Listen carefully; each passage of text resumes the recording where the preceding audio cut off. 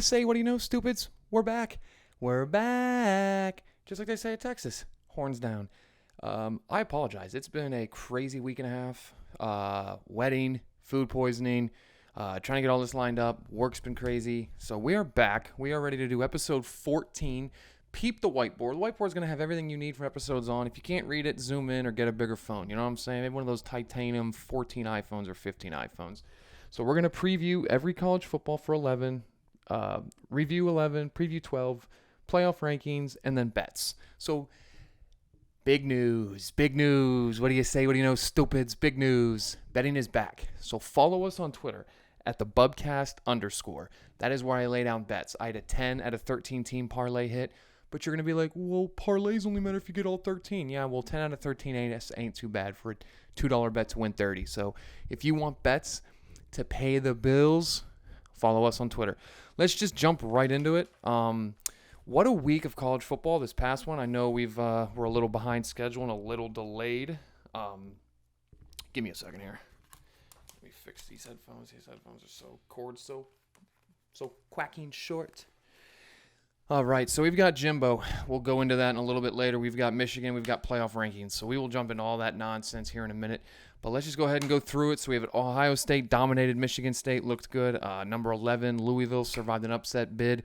Stayed alive. They beat Virginia 31-24. Still alive for the ACC title game. I would put a future bet on Louisville beating FSU for the title in the ACC. If they win out and they play Louisville, play FSU, that'll be a tough game for FSU, and I'll take Louisville in that. So go ahead and lay a future bet down. I can give you a tutorial on how to work the app. Go ahead and download it, get it started, and it's easy peasy, lemon squeezy, my boy. Georgia dominated Ole Miss. I mean, I don't know if you dominate Ole Miss. Ole Miss was a soft, whatever ranking they were, 52-17. Georgia won the SEC East, and Bama won the West, so they will play in Atlanta for the title game. Beck had over 300 yards. Milton averaged 14 yards a carry. Ole Miss, good Lord. Almost 15 yards a carry. Good Lord have mercy.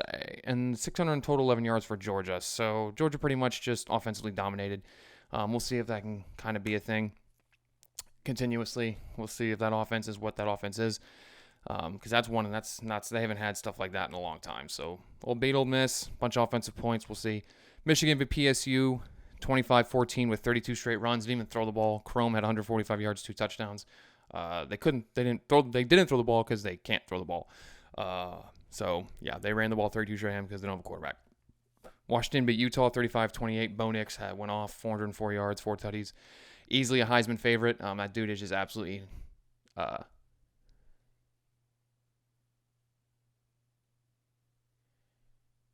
don't even know if it's recording. No fucking way. Is this recording?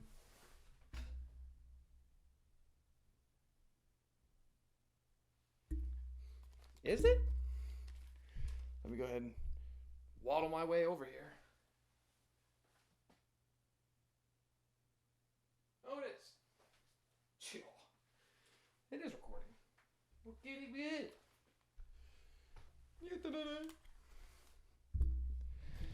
My bad. It is recording. Didn't want to do. It's been a while since I've done this, so I want to make sure everything was right to go. Bo Nix is the Heisman favorite. I know we've got Marvin Harrison Jr., but Bo Nix is absolutely dominated, and who would have thought this? Because 2 years ago at Auburn, he was not doing this. So last year playing, trying to get in the NFL, actually have good weapons, good coach. I really don't know. Franklin, I'm going to say this. I'm going to say this to people in the back. 2 receptions for 147 yards and 2 touchdowns. Seriously? Do the math. I'm not good at math. 2 receptions. What's the average there, folks? Let me know in the comments what that average is. Oregon's still alive for the Pac-10-12 game. They're not, they are not going anywhere. Texas survives an upset bid against TCU. I'm telling you, the Big 12 is a upset alert. Every week you got to play a complete game. Texas, you never do.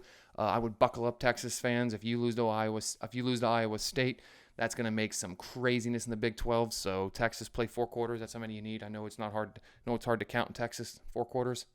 Take 2 horns and double it. There you go. Ewers had 317 and Brooks had 104 and 2 touchdowns. Bama dominated Kentucky 41-29. Oregon State dominates Stanford 62-17. Mizzou dominated Tennessee. Tennessee's got Georgia at home. Good luck. Maybe Georgia won't score 62 on y'all. Thank you, UCF, for ruining the parlay. Oklahoma State choke job. Thank you very much. They were cheek sponge trash of the week, Oklahoma State Cowboys. They beat them. I don't even know what the score was. They lost a zillion to a zillion. I should have known. UCF played their space game, and I bet against it. That's on me. Texas State beat struggling Kansas 16-13. Kansas, after they beat Oklahoma, they had another good win, and now they're just falling apart. LSU beats UF 52-35. Will Florida fire their coach? Will they keep him? That's up in the air. I don't think they should bail just yet. I think they need to get a recruiting class. I think he has one coming in next year. I think the recruiting class is top 5. Arizona holds off Colorado 34-31. Colorado's 1-6 in the Pac-12. I'll say that again for the people in the back. I know I was a hater on Colorado, and I swallowed my words when they won a couple games, but Pac-12 record? What happens when you play big teams in the Pac-12? Yeah, chase bunch trash. 1-6 Pac-12. Iowa blanks Rutgers. Iowa's probably the lock-in for the other side of the Big Ten title game other than Michigan-Ohio State winner. UNC beat Duke in a 2-overtime thriller, 47-45. Great game. And KSU dominated Baylor 59-25. So just some average games, some average things. Nothing crazy. Some of those games set up things for it to just fall right into place for conference standings and finalizations. Other games may have changed and altered a few things. Some teams survived and still had a shot. There's some teams in there that went out and do their thing, and they're still alive. So we'll kind of go from there. We'll do some FBS because who doesn't like talking about just top 25 teams? So my MAC schools, cousin Joe, Toledo alum. Toledo beat EMU to remain unbeaten in the MAC. They're playing for the MAC championship. SMU beat North Texas 45-21 to reign unbeaten in the American. Everyone's like, what's FBS? What's American? UNLV beat Wyoming to remain 5-1 in the Mountain West. What's the Mountain West? Stay with me, folks. I got you. I'll get you all where you need to be on this. And JMU remains unbeaten and unranked with a bowl ban. NCAA, fix what you got to do. You are also cheek sponge trash the week, NCAA. You are punishing James Madison. They need to be ranked. They need to not have a playoff bowl. They need to have a non-bowl ban. That's a tongue twister. And ASU beat falling UCLA. ASU, look out in the Pac-12. They are spoiler makers. So that is kind of the recap. So we'll jump right into Week 12 games to look forward to. You got Michigan at Maryland. Trap game, a Turpin trap game, as they say. Maryland plays good at home. They're a good team. Michigan can't throw the ball, so let's see if they can run 32 straight times against Maryland. Maryland can play spoiler. Number 10, Louisville, Miami of Florida. Louisville wins out. They're in. Miami of Florida can play spoiler. That's a good game. Number 22, Utah at number 17, Arizona. Arizona's been playing well. They've been playing good games. They're ranked. They're within almost the top 15. Number 1, Georgia. Number 18, Tennessee. I think this game will be closer than you think. I don't think Tennessee is as bad as 18. Number 20, UNC at Clemson. UNC makes it interesting with a couple wins. Their last couple wins. Clemson kind of just wants to get bowl credited, so they win a couple games. They can be bowl eligible. Number 21, KSU at number 25, Kansas. Just a rivalry game. Kansas shouldn't even be ranked. Number 5, Washington. These are the big games. These are the games you need to watch. Keep an eye out for. Number 5, Washington at Oregon.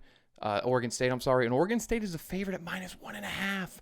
What do we say? What do we know? We hammer it. Nicely done. We'll put that on a shirt sometime. Hammer that bet.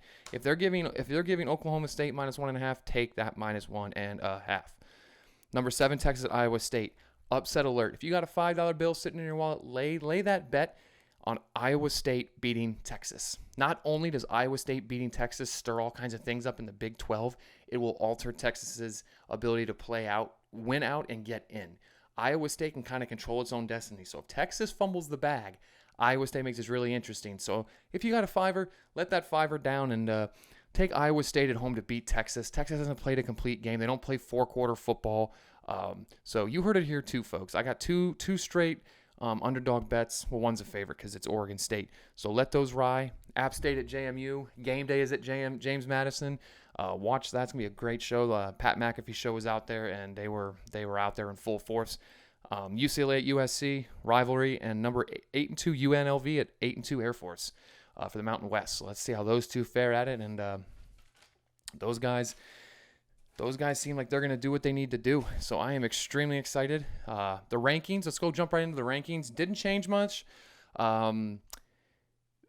They jumped Georgia over Ohio State because of the dominating win over Ole Miss. But, jumping would have to equal that Ohio State didn't outplay their opponent, and they beat Michigan State, and they held them to under 50 yards and I think like 8 total first downs. But digress. I don't want to get into that too soon. It's really not really worry about the rankings anyway. We got, the final one is the one you want to worry about. So Georgia can be 1. I don't like Ohio State at 1 anyway. It gives us all that pressure.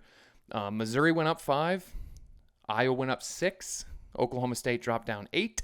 And Kansas dropped down 9. I'm not sure why they aren't just dropping 10 and unranked. So let's go through the title games that are set in stone. It's only a couple of them, and I'll kind of lay out some scenarios on what we're looking at for conference title games here in a couple weeks. Bama at Georgia, SEC, that is set in stone. Big 12 is not set. Oklahoma State holds second place. A loss for Oklahoma State makes things very interesting. The Big 12 is just so up in the air. And Oklahoma State can win out, and Texas can win out. They'll play again. But any of those teams kind of lose. We got shuffling and everything else going on. Iowa State beats Texas. If Iowa State beats Texas, write this down, we will have madness. We will have the top 4 teams all 6-2 in conference play. That will start bringing in tiebreakers and head-to-head matchups, and the Big 12 will get nuts for one last year as one big conference. Pac-12 is still up for grabs. Oregon and Washington went out, they're in. If Arizona loses one of their final 2 and Oregon State wins out, Oregon State could play themselves into it.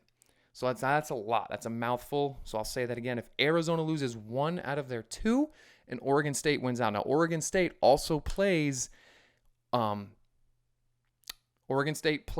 Washington and Oregon. So we're like, why do you say that? Because those are the top 2 teams in the play. So if Oregon State can knock off the 2 top plays in the Pac-12 2 weeks in a row, that'll really cause some drama. So pay attention to that. Keep your head on a swivel because that is going to get insane. Make sure I didn't forget anything. It's been a while. Nope. So Pac-12 and Big 12, the two conferences with the 12 in it. Pay attention to that. That's going to give you all kinds of craziness. Pay attention to any of those games. You see a Pac-12 or a Big 12 game on, tune in, suckers. Big 10 looks like OSU, Michigan, either OSU or Michigan and Iowa. That's going to be a top 15 matchup, so a top 5 versus a top 15 in the Big 10 championship game in Indy. ACC is Louisville and FSU if they both went out, and like I said, take Louisville in that. UNC can play in with a loss from Louisville out of one of the last 2, just type of thing with I just talked about in the Big 12. Last 2 games and win their last 2 rough games, tough road games. UNC plays at Clemson at NC State. UNC wins out, and Louisville loses one of their last 2. Also madness. So we're getting the last 2 weeks of it, people. I know this week's a little cupcake week. They always call it the cupcake week prior to Thanksgiving weekend. But the weekend before Thanksgiving kind of gets cupcakey. But there's still some good games, so pay attention to that. And we'll go ahead and get into that. NC State needs some help. They need a prayer and a miracle, so it looks like UNC or Louisville or FSU. Buckle up, people. It's going to be great. Let's talk about Jimbo real quick. You're either going to be, why'd you fire him if you're going to pay him that much, or are you going to keep accepting mediocrity? And I'm kind of leaning towards, you got to let it go. You got to swallow your pill. You got to take your medicine. He wasn't going to be doing anything well. He wasn't recruiting. He had NIL guys coming in, but he just wasn't doing well in SEC for all the hype and all the nonsense. You just had to let it go. The longer you delay the process, the worse it gets. So I know you viewers out there are going to go, why? Well, now they have to pay him through 20, whatever year it is, 29 or 2030, whatever it is, for $16 million a year, and he's 98 guaranteed. It just gets more. You're paying him and losing, or you're paying him and have nothing to do with him. Texas A&M is a good university. They're going to get people to take care of that, get some money involved. But yeah, I think you got to let him go. You can't pay him and be mediocre and be cheek sponge trash. So I like that. The Michigan thing just keeps getting weirder and weirder. The linebackers coach was fired immediately for not corresponding with the NCAA and letting them know what's going on. So that changed a bunch of things. Taking my Ohio State fandom out of it, I think it's a punishment that doesn't hold water. The head coaches don't really do much game day. They'll get guys hyped. They'll do their thing, but the play calling isn't there. They're more for timeouts. They're there for energy. Now, before you say anything like, oh, the head coach has a big deal in there, he does, but Harbaugh's there the entire practice, so he can't be there on the sidelines on game days, but he can be there the entire practice. We can set up the gameplay and do all of that, but he just can't be Saturday. So he suspended 3 hours on a Saturday, every Saturday. So he's on the sidelines. So he's not play calling. He's viewing the vibes and the energy. It doesn't hold water, so he's suspended 3 hours a week for the next 3 weeks. So I would take him away from the program indefinitely, but, the Big 12 kind of had a do something, not do something, and they were right in the middle of, we'll kind of do something, if that makes sense. It's kind of a penalty. Betting parlays for college football. Like I said, I'm going to be hammering that, so follow us on the Bubcast _ at Twitter. That's where I post all my bets because I can't fit them on the whiteboard, and if I talk about them on here, you got to find out where I'm talking about them. So all the betting goes on Twitter. We're going to the NFL update real quick. So we're just going to go through that. I know it's already a Thursday night game already ended. Joe Burrow is out for the year, and so is Deshaun Watson. So the AFC North is Baltimore's for the losing, which they'll probably do. Bears beat the Panthers in a stinker. Browns beat the Ravens in a thriller. Colts beat New England in a boring Deutschland game. Texans beat Bengals. C.J. Stroud, that guy. Steelers beat the up-and-down, cheek-sponge-trash Packers. Packers figure it out. Bucks beat awful Titans. Went to that game. It was a whole vibe. Shout out Uncle Dean. 49ers dominated Jacksonville. Vikings look live, beat Saints. Josh Dobbs, that guy. Arizona beat Atlanta. Murray game-winning drive. Lions beats Chargers in a shootout. Cowboys dominate Giants. Dak Prescott, thank you for a 40 dime in fantasy. Seattle beats Washington. Raiders and Jets stink up Sunday Night Football. And Broncos beat struggling Bills on Monday night at home. Bills. Yeesh.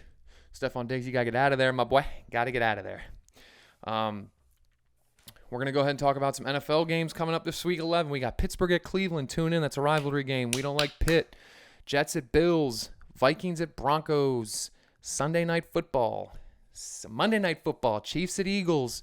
Going to be a shootout. Take the over on that game. Seattle at Rams and Bears at Lions. We've got some big injuries. It looks like Burrow has a non-contact injury. Watson's shoulder, I guess, has been bothering him for 3 to 4 weeks, and it's finally just he couldn't get it done.